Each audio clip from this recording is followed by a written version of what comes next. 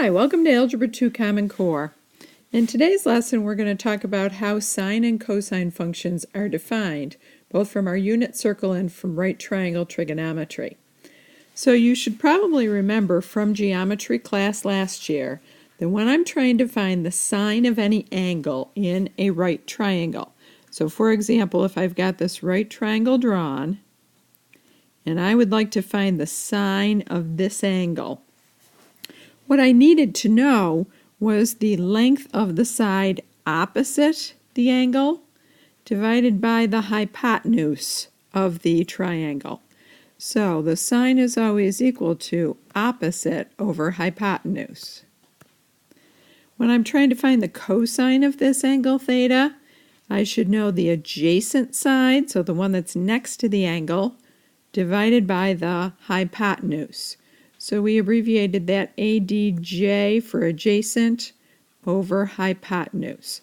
So you probably had mnemonics to remember the sine, cosine, and tangent, something like Oscar had a heap of apples or SOHCAHTOA. So that's what I'm referring to in the definition for sine and cosine. So now let's take the right triangle that has been drawn in this unit circle. You'll notice that we also have the angle theta, but we've represented the sides of the triangle using the coordinates at the point where the terminal side crosses the circle. So in order to get to that point xy, we'll need to go a horizontal distance of x along the x-axis, a vertical distance of y, and our hypotenuse is equal to 1. So we're going to focus on that triangle and our definitions for sine and cosine to find an expression for sine and cosine here in this unit circle. So we know that the sine, because sine is equal to opposite over hypotenuse, let's look at how those sides are represented in this triangle in the unit circle. So the opposite side is the y length divided by 1. So what that tells me is that the sine is just equal to the y coordinate as long as I have a unit circle, a circle with a radius of 1. For cosine, we know that cosine of any angle is equal to adjacent over hypotenuse. So looking at my right triangle, here's my angle theta. The adjacent side would be this side right here, which has a length of x, and the hypotenuse has a length of 1. So this would be equal to x divided by 1. So that tells us that the cosine of the angle is just equal to x. So let's go ahead and put those definitions in the box below. So I'm going to put a box around them, but then go ahead and put them in my notes. So we're defining the sine and cosine functions using those coordinates on the unit circle. So if the terminal side of the angle passes through the point xy on the unit circle, so what that requires is that the radius is equal to 1, then the sine of the angle is just going to be the y coordinate at the point where the terminal side intersects with the unit circle. The cosine is going to be the x coordinate of that very same point. I always think of it as alphabetical. X comes before y, cosine comes before sine. So we're going to look at our unit circle from our last lesson, and we're going to find the exact values for cosine and sine. So every time I'm trying to find a cosine, I'm going to be looking at the x coordinate. Every time I'm trying to find a sine, I'm going to be looking at the y coordinate. So look on your unit circle, and let's find the 30-degree angle. If I want to find the sine of 30 degrees, I'm looking for the y coordinate at 30 degrees. So from my diagram from the last lesson, that's going to be a 1/2. At 240 degrees, I also want sine, so sine is still going to be y. Look at 240 degrees, so I see that this value is negative radical 3/2. Now, because I want the exact value for this answer, I am going to leave it in terms of this radical because it's an irrational number. the cosine of 90 degrees? 90 degrees is a quadrantal angle. So look at the quadrantal angle. And we want, since it's cosine, we want to look for the x-coordinate at 90 degrees. And that value is going to be 0. For cosine of 180 degrees, just switch to the other quadrantal angle, 180 degrees. Its x-coordinate is -1. Now, you could check A, C, and D on your calculator. Make sure you're in a mode of degrees on your calculator, and go ahead and put one of those in and see if you get the same answer that we just got from the unit circle. I'd like you to try the last 4 examples, again referring to your unit circle diagram in the last lesson. Come back and check your answers with mine, remembering that every time I'm looking for a cosine, it's the x-coordinate, and every time I'm looking for a sine value, it's the y-coordinate. Go ahead and check your answers with mine, and again, I've used the diagram of the unit circle with my coordinates already marked.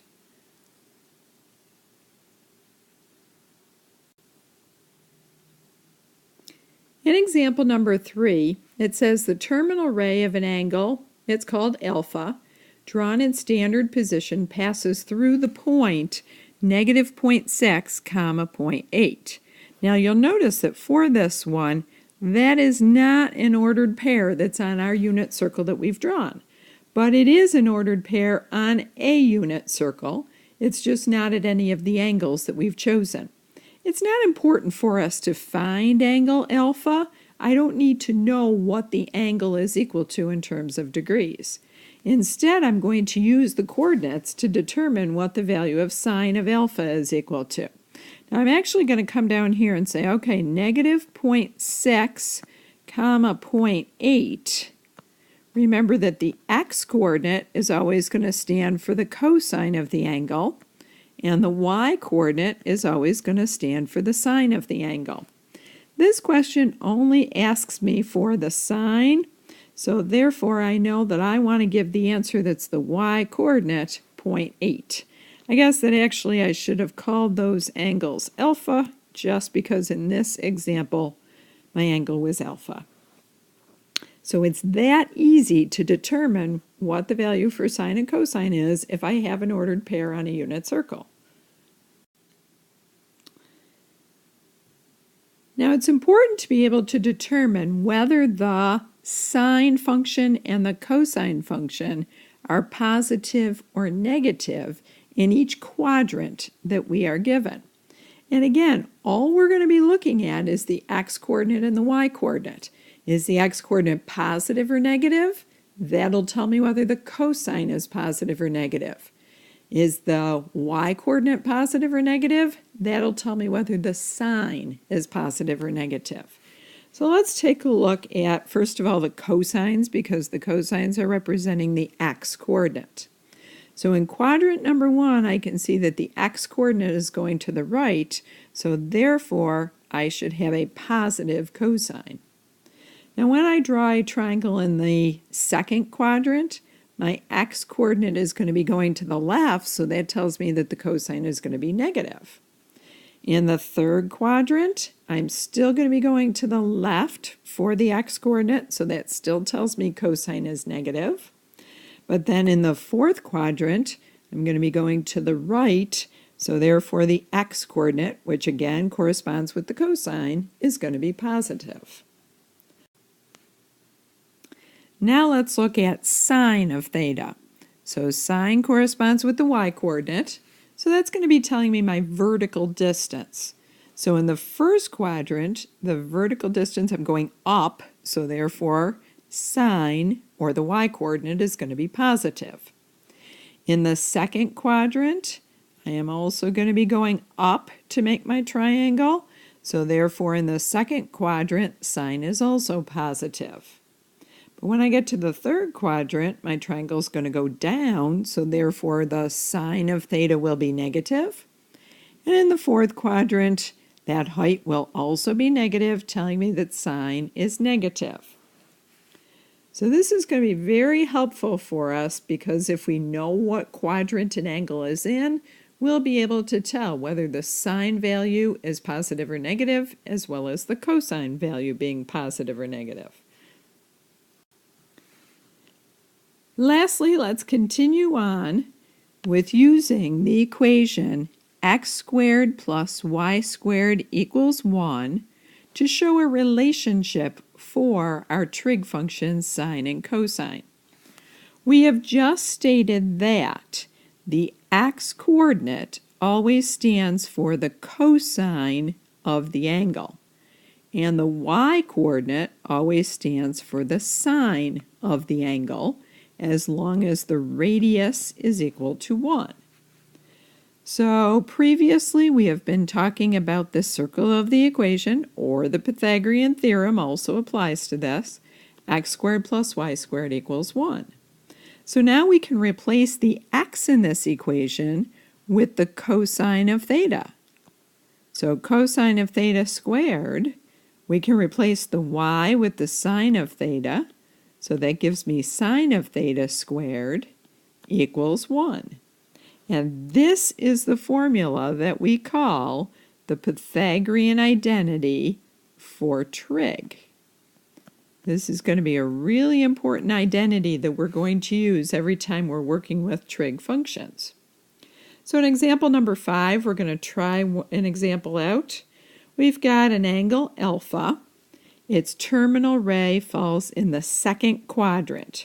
So what I always like to do is draw the picture of what this would look like. So here's my quadrants. I want to draw an angle that terminates in the second quadrant. So technically this is alpha, but we always make our triangle so that it touches the x-axis.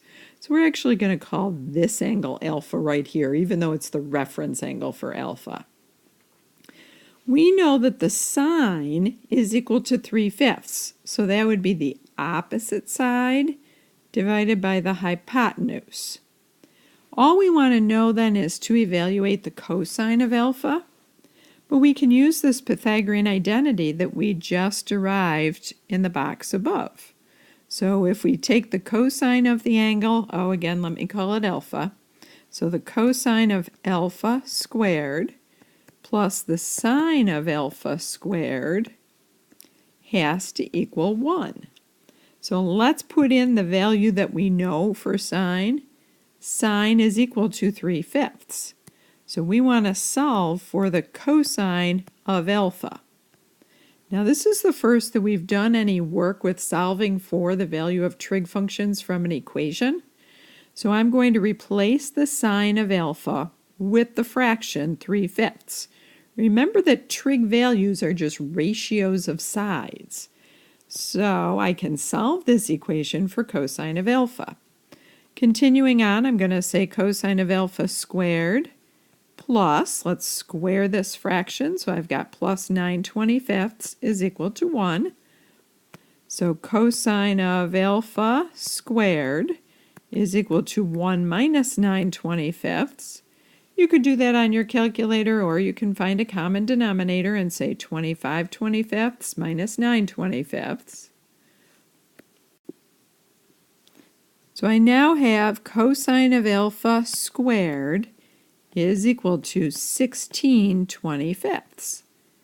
So when I take the square root on both sides of the equation, remembering on the number side to take the positive and negative square root, the cosine of alpha would be equal to the plus or minus fraction 4/5.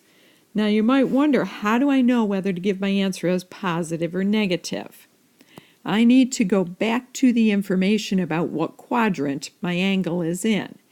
If I'm in the second quadrant, that tells me that cosine, being the x-coordinate, is just going to be how much did I go over on the x-axis. So on the x-axis, that answer would have to be negative 4/5. And again, that's because I'm in quadrant number 2. So the cosine in quadrant number 2 is going to be a negative answer. Now you might wonder why in the diagram above I put the 3 on the hypotenuse. That's really just the same triangle dilated. So if I've got my alpha here and I've got my hypotenuse of 1, then really what is happening is I've got a sine value of 3/5. I'm really looking for what this side is right here. And it's just an application of using the Pythagorean theorem. I've shown it by using trigonometry in this example. Let's go ahead and try one more example like that. Again, paying attention to what quadrant our angle is in. So this time an angle theta has a terminal ray in the first quadrant. I know the answer for cosine. I want to determine the answer for sine. So we are going to say cosine of theta squared plus sine of theta squared equals 1. So we know the cosine is 1/3. Let's square that. Plus, I'm trying to evaluate the sine of theta. I'm going to square my fraction first, so 1/9 plus the sine of theta squared equals 1.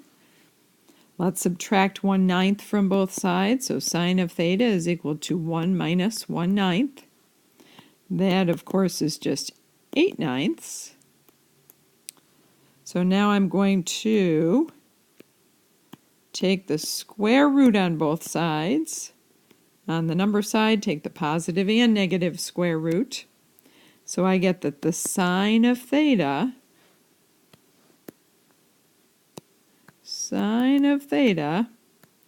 would be equal to the positive and negative.